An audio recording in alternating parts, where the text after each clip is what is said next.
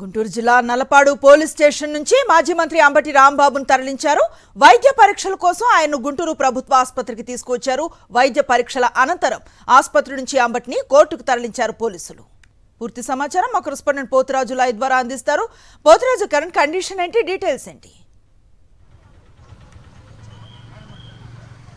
అనుశ్రీ, ప్రధానంగా చూసిన కనుక ఏదైతే గుంటూరు జిల్లాకు సంబంధించినటువంటి వైఎస్ఆర్ కాంగ్రెస్ పార్టీ అధ్యక్షులు మరోవైపు మాజీ మంత్రి అంబటి రాంబాబు ఎవరైతే ఉన్నారో ఈ అంబటి రాంబాబుకు సంబంధించినటువంటి అరెస్ట్ వ్యవహారంలో కూడా చూస్తే కనుక నిన్న జరిగినటువంటి విధ్వంసకాండలో ఆయన అర్ధరాత్రికి సంబంధించినటువంటి 10 నిమిషాలు ఏదైతే 10 గంటల 45 నిమిషాల ప్రాంతంలో కూడా చూస్తే ఆయన్ని అదుపులోకి తీసుకున్నటువంటి పోలీసులు కూడా నల్లపాడుకు సంబంధించిన పోలీస్ స్టేషన్ ఏదవుతుందో అక్కడ నిన్నటి నుంచి కూడా అక్కడే అడ్డుపెట్టారు. చూస్తే కనుక సాయంత్రం సంబంధించి చూస్తే కనుక సాయంత్రం 6-7 గంటల ప్రాంతంలో కూడా ఆయన్ని నల్లపాడు పోలీస్ స్టేషన్ నుంచి ఏదైతే గుంటూరుకు సంబంధించినటువంటి జీజీహెచ్ ఉందో జీజీహెచ్కి సంబంధించి తరలించడంతో అక్కడ నుంచి కూడా మెడికల్కి సంబంధించిన టెస్టులు కూడా అనంతరం ఇక్కడ ఉన్నటువంటి కోర్టు ఏదో గుంటూరుకు సంబంధించినటువంటి జిల్లాకు సంబంధించిన కోర్టు ఏదో స్పెషల్ మొబైల్ కోర్టులో ఏదైతే అంబటి రాంబాబును కూడా హాజరుపరిచారని చెప్పొచ్చు. ప్రత్యేకంగా పోలీసులకు సంబంధించి బలగాల్లో సుమారు చూసిన 400 మందికి సంబంధించినటువంటి పోలీసు బలగాలు కూడా ఒక వజ్రా వాహనంలో కూడా భారీ బందోబస్తు వల్ల ఆయన్ని మొబైల్ కోర్టు 4th మేజిస్ట్రేట్ ఎవరైతే ఉన్నారో మొబైల్ కోర్టులో ఆమెకు సంబంధించినటువంటి జడ్జి ముందు కూడా హాజరుపరిచారు. ఇప్పుడైతే లోనకు సంబంధించి కోర్టులకు సంబంధించి కూడా వాదనలు కూడా జరుగుతున్నాయి.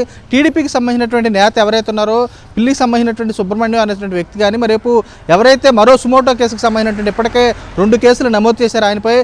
ఈ కేసులకు సంబంధించి కూడా పూర్తి స్థాయిలో వైఎస్ఆర్సీపీ శ్రేణులు ఆగ్రహం వ్యక్తి స్పష్టంగా కనపడుతుంది. ఎవరైతే తనకు సంబంధించినటువంటి రెచ్చగొట్టే వ్యాఖ్యలు చేయడంతో పాటు తమ నేతకు సంబంధించినటువంటి ఇళ్లు ధ్వంసం చేయడమే కాకుండా పార్టీ కార్యాలయపై టీడీపీకి సంబంధించినటువంటి ప్రజాప్రతినిధులు కూడా పచ్చ మోకలను వేసుకొచ్చి గోండాలతో కూడా దాడులు చేసి విధ్వంసం చేసి చివరికి ఎవరైతే అంబటి రాంబాబు ఉన్నారో అననటువంటి మాటలు కూడా పూర్తి స్థాయిలో తమకు సంబంధించినటువంటి ముఖ్యమంత్రిని ఏదో కించపరిచేలా వ్యాఖ్యలు చేశారన్న రీతిలో పూర్తిగా కూడా కేసులు కూడా నమోదు చేశారని చెప్పొచ్చు. ఇప్పటికే సుమోటోగా ఒక కేసు మరేపు టీడీపీ నేతలు ఇచ్చినటువంటి ఫిర్యాదుతో మరో కేసు 2 కేసులు కూడా నమోదు చేశారు. దీనికి సంబంధించి ఇప్పటికే ఉదయం చూస్తే కనుక వైఎస్ఆర్సీపీకి సంబంధించినటువంటి శ్రేణులు కూడా ఈ అరెస్టును కానీ మరేపు పచ్చమోకలు చేసినటువంటి దౌర్జన్య కాడను కూడా తీవ్రంగా ఖండించారు. ఒకవైపు ఇంటిని ధ్వంసం చేశారు, మరోవైపు పార్టీని ధ్వంసం చేశారు, పార్టీకి సంబంధించి కార్యాలయం ధ్వంసం చేశారు. మరోవైపు ఉన్నటువంటి కార్యాలయం ఎవరైతే లోనటువంటి కార్యకర్తలు కూడా తాము ఈ రోజు బతికితే చాలు అన్న రీతిలో కూడా భయభ్రాంతులకు గురి చేశారు. చూస్తే కానీ ఇలాంటి ఘటనలు కూడా వైఎస్ఆర్సీపీ శ్రేణులతో పాటు ఎవరైతే మాజీ ముఖ్యమంత్రి వైఎస్ జగన్మోహన్ రెడ్డి కూడా తీవ్రంగా ఖండించారు. మాజీ మంత్రులను టార్గెట్ చేస్తూ ఇబ్బందులకు గురి చేస్తున్నారు. మరోవైపు చూస్తే ఇప్పటికి సంబంధించి అంబటి రాంబాబు విషయంలో కూడా ఇదే జరిగింది. జిల్లా అధ్యక్షుడికి రక్షణ లేకుండా పోయిందని చెప్పొచ్చు.